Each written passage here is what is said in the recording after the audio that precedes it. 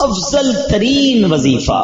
جی ہاں، صحابی رسول حضرت شداد بن اوس رضی اللہ تعالیٰ فرماتے ہیں کہ ہم صحابہ کرام علیہ رضوان اللہ پاک کے آخری نبی رسول ہاشمی صلی اللہ تعالی علیہ وسلم کی خدمت میں حاضر تھے.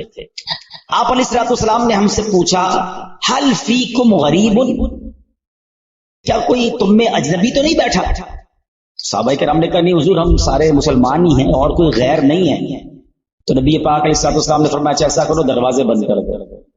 صحابہ نے دروازے بند کر دیے.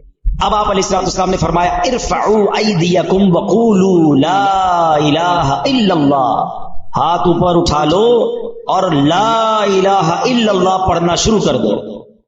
حضرت شداد بن اوس کہتے ہیں ہم سب نے ہاتھ اوپر اٹھائے اور کلمہ پاک پڑھنا شروع کر دیا. کچھ دیر اسی طرح ہم ذکر کرتے رہے، نبی پاک ذکر کرواتے رہے، اور اس کے بعد مالک جنت قاسم نعمت صلی اللہ تعالی علیہ وسلم نے خوشخبری سناتے ہوئے فرمایا ابشروا فإن اللہ قد غفر لکم، تمہیں بشارت ہو کہ بے شک اللہ پاک نے تمہیں بخش دیا ہے.